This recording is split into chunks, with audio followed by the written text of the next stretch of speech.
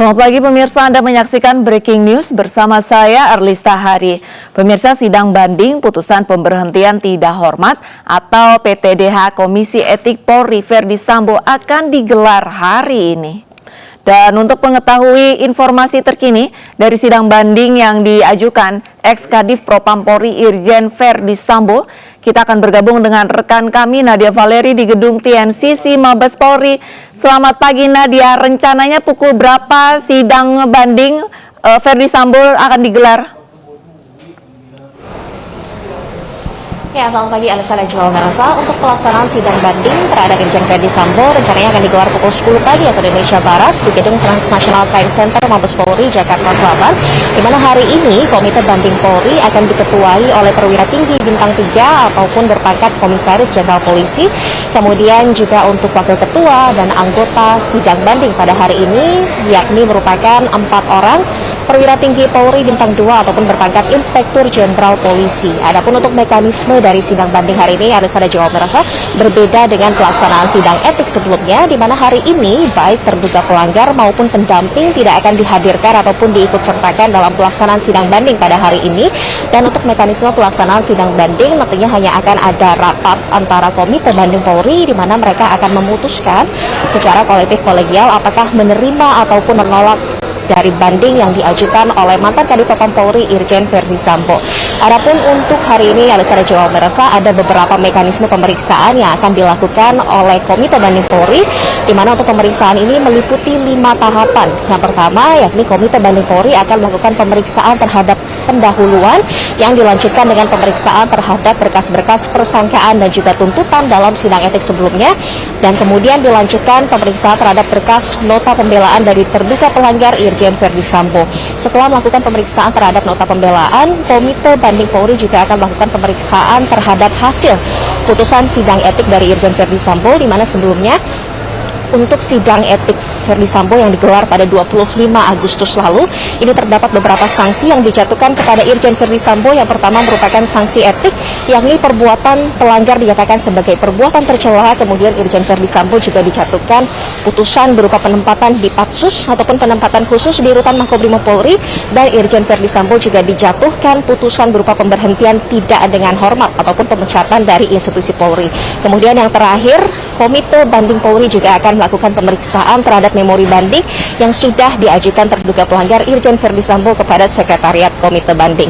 Nantinya untuk hasil rapat ini akan diputuskan dan Sekretariat Banding akan mengumumkan paling lambat 3 hari setelah hasil sidang banding hari ini selesai.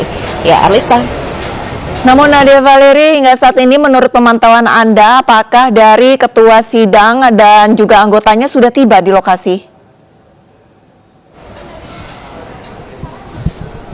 Ya, Alisa, untuk pantauan kami di depan gedung Transnational Crime Center Mabes Polri, Jakarta Selatan, tadi tampak sudah ada beberapa pejabat dari Komite Banding yang sudah hadir di lokasi. Di antaranya tadi kami melihat kedatangan dari Wakil Kepala Kepolisian Republik Indonesia, Komjen Pol Gatot Edi Pramono, dan hingga saat ini kami juga masih menunggu untuk keterangan dari Kadif Humas Polri, Irjen Pol Dedy Prasetyo, yang akan mengumumkan apakah proses persidangan banding hari ini sudah dimulai ataupun masih menunggu kedatangan dari anggota Komite Banding lainnya.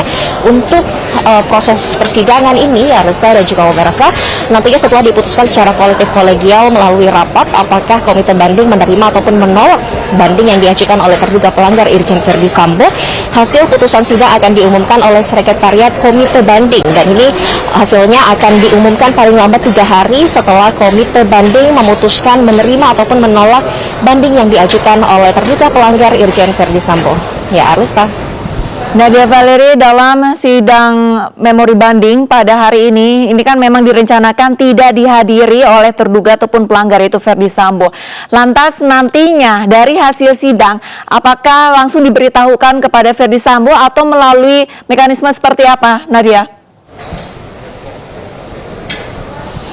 Ya, Alisa, terkait bagaimana nantinya penyampaian hasil putusan sidang banding Irjen Verdi Sambo kepada terduga pelanggar ataupun yang mengajukan banding itu sendiri, yakni Irjen Verdi Sambo, ini juga menunggu bagaimana mekanismenya akan disampaikan secara langsung ataukah akan dilakukan mekanisme berupa prosesi pencopotan ataupun pemberhentian tidak dengan hormat kepada Verdi Sambo. Dan ini kami juga masih menunggu informasi ataupun konfirmasi dari Kadif Humas Polri, Irjen Pol Dedy Prasetyo, yang rencananya nanti sebelum pelaksanaan sidang banding akan menyampaikan beberapa poin-poin penting terkait bagaimana teknis pelaksanaan sidang banding hari ini dan juga terkait dengan bagaimana nantinya penyampaian hasil ataupun putusan sidang banding dari Irjen Verdi Sambo. Hingga saat ini kami juga masih menunggu konfirmasi bagaimana nantinya teknis pelaksanaan sidang banding ini akan dilakukan dan juga bagaimana nantinya penyampaian dari hasil sidang banding itu kepada terduga pelanggar Irjen Verdi Sambo. Ya, Arlista. Baik, terima kasih banyak atas laporannya Nadia Valerie, dan kami masih akan terus memantau persidangan memori banding dari Verdi Sambo. Selamat bertugas kembali. Pemirsa, sidang banding mantan Kadif Propam Polri Verdi Sambo hari ini digelar di TNCC Mabes Polri. Sidang akan dipimpin oleh Komisaris Jenderal dan 4 orang Inspektur Jenderal.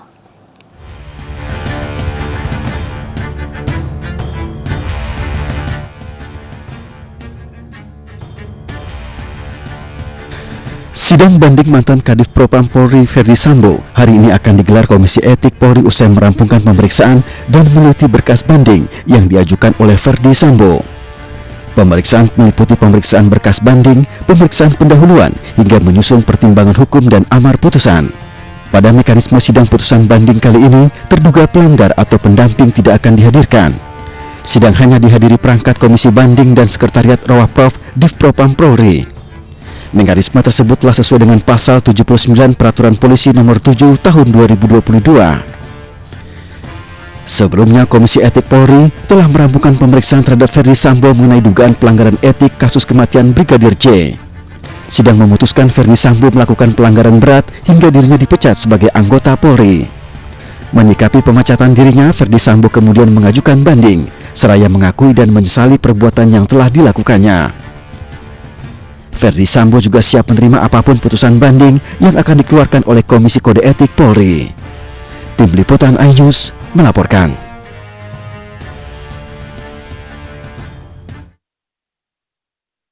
Pemirsa, nasib ex-Kadif Propam Irjen Verdi Sambo akan ditentukan hari ini. Komisi Kode Etik akan menggelar sidang banding atas putusan pemberhentian tidak dengan hormat atau PTDH Verdi Sambo. Kita akan membahasnya dengan Kabareskrim 2008-2009, ada Komjen Pol Purnawirawan Ito Sumardi. Selamat pagi, Pak Ito. Selamat pagi, Pak Rista. Baik, Pak Ito, langsung saja. Ini menurut Anda sidang etik banding dari Verdi Sambo akan diterima atau justru ditolak, Pak Ito? Baik, yang pertama mungkin sidang banding ini kan dilaksanakan karena memang merupakan hak daripada Pak Verdi Sambo yang diatur dalam pasal 69 Perpol nomor 7 tahun 2022. Kemudian dalam pelaksanaannya tadi sudah dijelaskan akan dipimpin oleh seorang bintang 3 Pati dan anggotanya 4 bintang 2 dan tidak dihadiri oleh yang bersangkutan. Jadi intinya bahwa daripada pimpinan atau Komisi Kode Etik Polri yang untuk sidang banding ini, mereka hanya mempelajari berkas atau dokumen yang disampaikan dalam bentuk memori banding yang sudah disampaikan oleh Saudara Verdi Sambo. Nah, sekarang kalau dikatakan apakah ini diterima atau tidak, tentu pertimbangannya adalah yang pertama adalah yang bersangkutan kan telah melakukan tindakan tercela ya, dan diakui secara tertulis pada saat sidang pertama. Kemudian yang kedua, peran dari para yang bersangkutan itu adalah sebagai pelaku utama dalam obstruction of justice-nya, ya, jadi perbuatan unprofessional conduct-nya. Nah, sayangnya memang untuk menghalangi penyidikannya ini adalah terhadap tindak pidana yang dilakukan oleh yang bersangkutan yang memiliki sanksi hukum yang sangat berat ya, yaitu pasal 340, subsidiar 338, kemudian Yunto 5556 ditambah dengan pasal 221 KUHP ya. Sehingga di sini tentunya akan menjadi pertimbangan bagi ketua komisi sidang banding ya, kode etik sidang banding. Nah, kemudian yang ketiga, yang bersangkutan ini kan juga pada saat menghadap pada pimpinan Polri telah menceritakan sesuatu yang tidak sebenarnya, tidak sesuai dengan peristiwa yang sebenarnya atau berbohong ya. Sehingga tentunya juga akan memberatkan daripada apa yang dilakukan oleh yang bersangkutan. Namun demikian, tentunya yang bersangkutan juga akan menyampaikan masa dinas selama berdinas itu prestasi maupun tanda jasa yang diterima. Dengan harapan ini tentunya bisa menjadi pertimbangan. Hanya di dalam sidang kode etik ini kan ada 3 jenis pelanggaran ya, pelanggaran ringan, sedang dan berat. Kebetulan yang menyangkut kepada yang bersangkutan ini adalah pelanggaran berat. Nah, nanti kalau sudah diputuskan, sifat daripada sidang banding ini adalah inkrah ya, atau memiliki kekuatan hukum yang tetap. Sehingga yang bersangkutan kan sudah menyampaikan akan menerima. Namun demikian, apabila dalam sidang banding itu ada hal-hal yang mungkin tidak sesuai dengan rasa keadilan, Pak Kapolri dengan pasal 39 Perkap 7 2022 memiliki kewenangan untuk melakukan peninjauan kembali dan bisa menganulir ya, hanya memang waktunya paling lama 3 tahun ya. Jadi mungkin kalau sudah diputuskan melalui sidang banding yang bersangkutan di PTDH, maka sebaiknya segera diproses untuk pengajuannya kepada Bapak Presiden, karena pengangkatan seorang tinggi itulah berdasarkan Pak Ito, mohon maaf. Keputusan Presiden. Dan kalau Presiden turun surat terhadap yang bersangkutan, apabila PDI sidang. Baik. Lantas Pak Ito, tadi Anda sempat menyampaikan bahwa bahwa terduga pelanggar ini tidak dihadiri. Ini kenapa mekanismenya justru pada saat sidang banding terduga pelanggar justru tidak dihadiri, Pak Ito? Ya, karena memang dalam prosedurnya demikian, baik. Jadi tidak ada lagi argumentasi. Karena yang bersangkutan ini kan sudah diputuskan ya melalui sidang pertama. Nah, nanti dia hanya membuat memori banding ya yang sudah dibuat selama 14 hari ya. Kemudian diserahkan kepada komisi, pada Pak Kapolri. Kapolri menyetujui untuk dilaksanakan sidang banding. Nah, dalam sidang banding yang dipelajari hanya memori banding ya, yaitu berisi keberatan. Kemudian juga mungkin yang bersangkutan menyampaikan juga argumentasi ya, atau pembelaannya. Yang bersangkutan juga menyampaikan mungkin apa yang telah dilakukan untuk Polri selama masa dinasnya, termasuk tanda-tanda jasa yang dimiliki, yang mungkin dengan harapan ini dapat meringankan. Tapi kalau saya melihat bobot kasusnya ya, atau kualifikasi kasusnya ini memang cukup berat, sehingga sekarang nanti keputusannya hanya 2, Mbak, antara diterima atau tidak diterima. Kalau diterima berarti statusnya yang bersangkutan adalah kembali menjadi perwira Polri aktif. Takut dengan kasus pidana ya, demikian. Kalau ditolak berarti sudah dipecat seperti itu ya, Pak? Itu ya? Tapi harus diikuti dengan pengajuan laporan kepada Bapak Presiden untuk diterbitkan peraturan Presiden untuk mengukuhkan dan kemudian diupacarakan. Ya, setelah itu kalau diupacarakan kembali kepada masyarakat sipil, maka sudah selesai masa tugasnya di kepolisian, Mbak. Baik. Sementara itu Pak Ito, ini sesuai dengan pasal 79 Perpol 7 tahun 2022, KKEP banding ini memeriksa dan meneliti berkas banding ada 3 tahapan. Nah, apakah ada 5 tahapan. Apakah nanti ke-5 tahapan ini akan langsung dituntaskan pada sidang hari ini atau mungkin akan ditunda beberapa hari ke depan? Kalau pengalaman saya, kalau sidang banding itu cepat ya, Mbak ya, karena kan di sana sudah ada semua. Nanti kan dengan dakwaan yang pada saat sidang pertama, jadi akan dilihat, kemudian secara kolegial akan dibicarakan, didiskusikan apakah keberatan yang bersangkutan itu dapat diterima atau tidak, karena kan pertimbangan pada saat dijatuhkan hukuman PTDH itu kan sudah dipegang oleh Ketua Komisi Kode Etik Banding ya.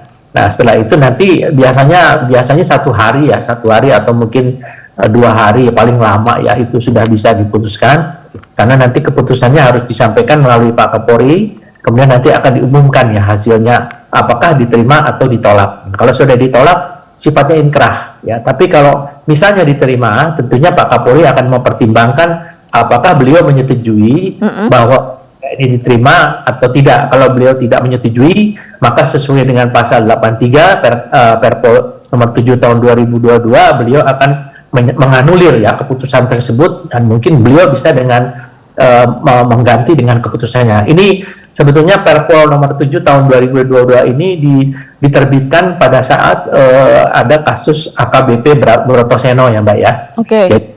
Di sana kan di bandingnya yang bersangkutan diterima, kemudian karena ada rasa keadilan yang mungkin dirasakan oleh beliau termasuk dari masyarakat ya, penilaian masyarakat, akhirnya diputuskan bahwa yang bersangkutan di PTDH secara permanen ya. Jadi kemudian sudah tidak menjadi anggota Polri lagi dan tidak berhak menerima segala sesuatu dari negara melalui Polri. Demikian Mbak Alisa.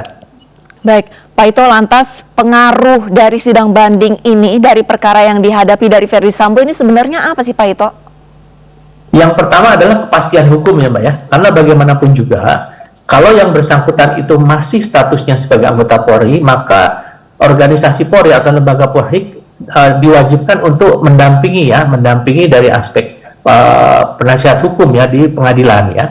Jadi nanti bisa didampingi daripada divisi hukum ya dari Mabes Polri, itu wajib ya, karena bagaimanapun kan yang bersangkutan menjadi anggota Polri. Namun kalau dan sudah tidak menjadi anggota Polri atau menjadi sipil, tentunya yang berlaku di persidangan umum nanti didampingi oleh kuasa hukum dari luar ya, yang bukan dari lembaga-lembaga tidak bertanggung jawab atau tidak ada kewajiban untuk mendampingi yang bersangkutan. Demikian Mbak.